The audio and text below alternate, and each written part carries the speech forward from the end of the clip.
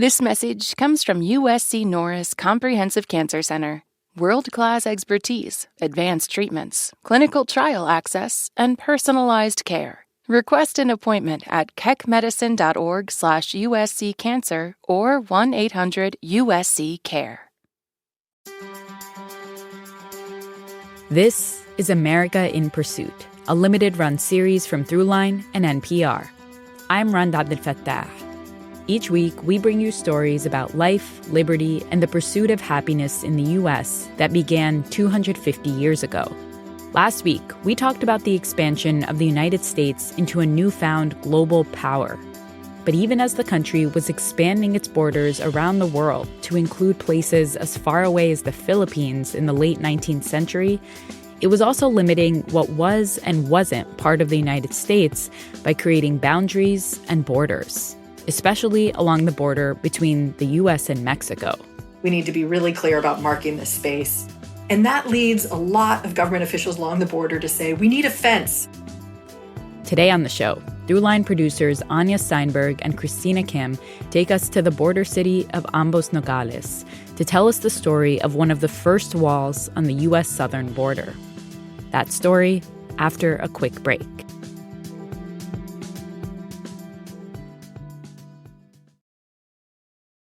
This message comes from Allianz Travel Insurance.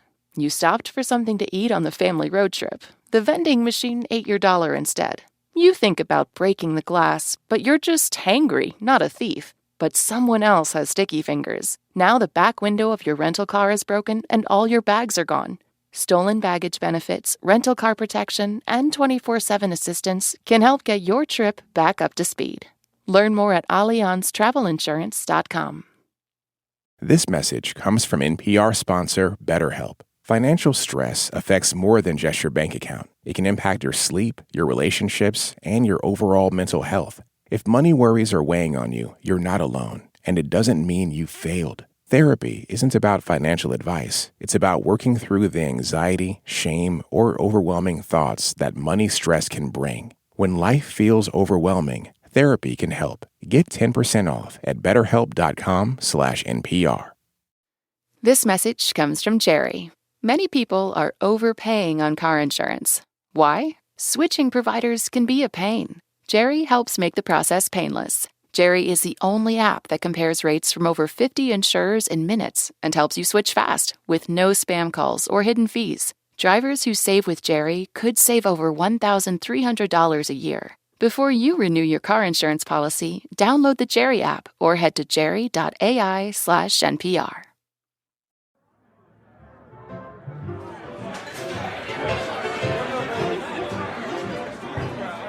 We're at a saloon in southern Arizona, known as the Exchange. There's men sitting around, drinking and gabbing, just like any old-timey Western saloon. The saloon is in a town called Ambos Nogales. Well, actually, it's two towns, Nogales, Arizona, and Nogales, Mexico. That's why it's called Ambos Nogales. It means both Nogales. And the owner of this saloon, John Brickwood, has purposefully built it right on the border. So that he could sell American liquor without any duty on it from inside the bar. This is Rachel St. John. She's a professor of history at UC Davis. And then he had a little box on the outside that was actually in Mexican territory. And so he could sell Mexican cigars from the box without having to pay the duties on them there as well. For most of the 1800s, there wasn't much going on here. The town was mostly railroad workers and the gambling saloons and brothels that served them. The railroad was finished in 1882, and it ran right through Ambos Nogales. It brought merchants and traders to the town. The ability to move between the U.S. and Mexico was actually a huge economic draw. And I think it's important to recognize that these government agencies and the border towns around them are initially made to support transborder movement. And things were pretty friendly between Mexico and the U.S. along the border in these early years. A Nogales, Arizona newspaper wrote, "We speak of the two towns as one, for they are really such, being divided by an imaginary line only." As those towns get more heavily developed, it becomes hard at times, particularly for government agents, but also for regular people to distinguish between when they're in Mexico and when they're in the United States. Customs officers start saying, it's impossible for us to police this space if people can just walk through John Brickwood's saloon and we can't see if they're entering the US or Mexico. So, the US sent a survey team to mark the border more clearly. They put a new boundary monument and they build it on the porch. A giant white obelisk, the new boundary marker, smack dab on the porch of the saloon. But that marker was just the first step towards something much larger. In 1897, then U.S. President William McKinley issued a proclamation to create a clear strip of land, 60 feet wide and 2 miles wide, right through Ambos Nogales. The goal? To demarcate the border more clearly. John Brickwood's saloon and several homes and businesses were knocked down. And for a few years, the border stayed that way. Until 1910, when the Mexican Revolution changed life on the border once again. Border towns became particularly important because they had ports of entry where people pay their customs duties. So if someone can take over a border town, they can take that money. Different Mexican revolutionary factions would raid American towns along the border. And as Mexico became increasingly unstable, more Mexicans started emigrating to the US. Violence along the border increased. And then, in the middle of the Mexican Revolution, World War I began. That brought a whole new set of anxieties. The US feared that German spies could infiltrate through the border. All of a sudden, people who had long been neighbors were suspicious of each other. The US started to send all kinds of people to the border to address these different threats. The US government deploys the military to the border to protect people on the US side. You also have, intelligence officers operating on the border, looking out for spies. More customs agents coming out, trying to watch for smuggling of guns and money. And then you have immigration officials who are trying to manage the flow of refugees. Those big changes on the border were coming to Ambos Nogales too. The mayor of Nogales, Mexico, ordered construction of a wire fence on the Mexican side to make it easier to manage the flow of crossings. But Ambos Nogales had already become a powder keg. And on August 27th, 1918, the fuse was lit. It was just after 4 o'clock in the afternoon. A Mexican carpenter named Ceferino Gil La Madrid was leaving the U.S. after finishing work. He was carrying a bulky package under his arm as he approached Mexico. He was ordered to halt by American officials. They wanted to inspect the package. Mexican officials told him he should keep coming. The U.S. customs official raised his rifle to force Gil La Madrid to come back for an inspection. What happened next is still disputed today. Someone from either side of the border, it's unclear who, fired the first shot.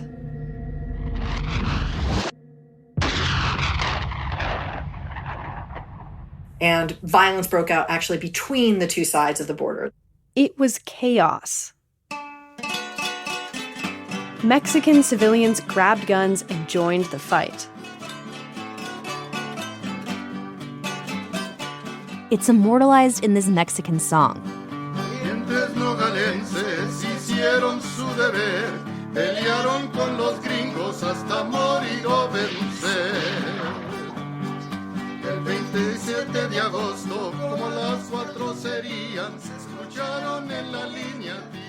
El Corrido de Nogales tells the Mexican version of the battle.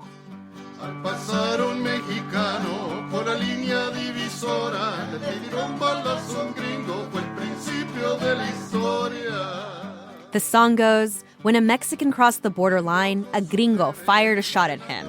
That was the beginning of the story. The corrido is all about the bravery of the Nogalenses.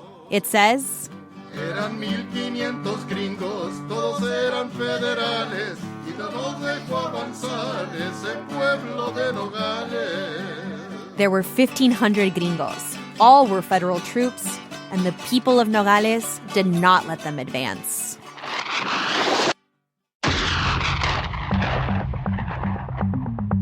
But things were escalating. At some point, a Mexican consul tried to negotiate with an American soldier.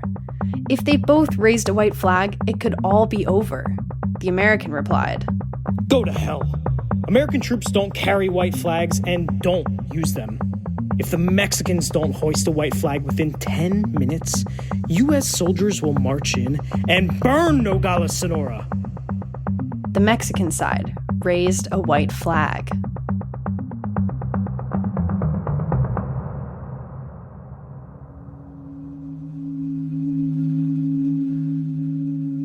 The battle lasted more than 2 hours.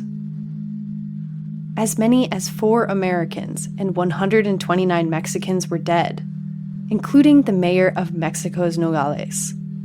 And hundreds of people were wounded. After the Battle of Ambos Nogales, people on both sides expressed regret. The shooting was an unfortunate affair, started by irresponsible persons under undue stress of excitement. But the damage was done. And that leads a lot of government officials along the border to say, we need a fence. We need to be really clear about marking this space. And so, one of the first U.S.-built fences meant to divide people was built through Ambos Nogales. Whenever I think about this, I think of the Robert Frost poem where he talks about how good fences make good neighbors, right? That these fences are built in a very different mindset than the border wall of today. This is not seen as an imposition by the U.S. government on Mexico, but rather a joint effort to better demarcate where Mexican and American space end.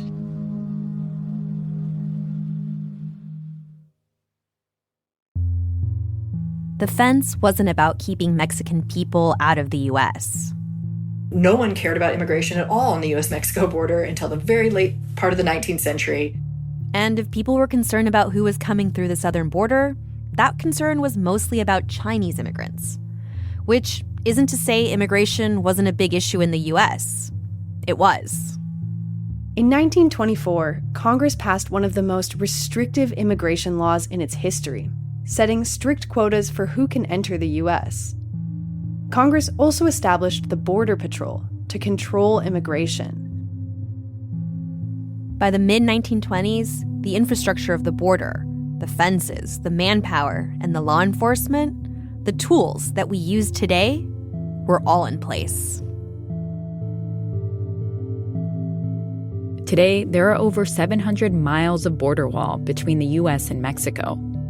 In 2025, President Trump's One Big Beautiful Bill Act allocated over $170 billion over 4 years towards increasing immigration enforcement. Roughly $50 billion of those dollars are intended for new construction and reinforcement of the border between the U.S. and Mexico. The administration has said it aims to complete the entire southern border wall by the end of President Trump's second term.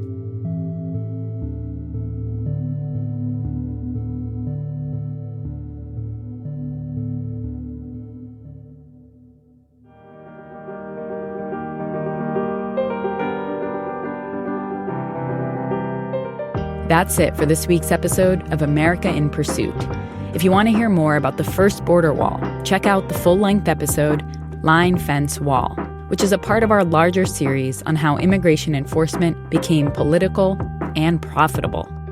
And join us next week when we go back and look at the people in America who were literally fighting for change from within. There's this idea that the whole community is invested on this. If Johnson wins, the Negroes around the country are going to riot, they're going to revolt, they're going to get the idea that they can fight back. They're going to get the idea that they're not inferior. The story of Jack Johnson, the first Black American heavyweight boxer in the world, who fought for much more than a title. Don't miss it. This episode was produced by Kiana Mogadam and edited by Christina Kim with help from the Throughline production team. Music, as always, by Ramteen and his band, Drop Electric. Special thanks to Julie Kane, Irene Noguchi, Beth Donovan, Casey Miner, and Lindsay McKenna. We're your hosts, Rand Abdel Fattah and Ramtin Arablouei. Thank you for listening. This message comes from Schwab. At Schwab, you can get everything from self-directed investing to full-service wealth management, all in one place. No matter your investing goal, life stage, amount to invest, or know-how, you can invest your way with Schwab.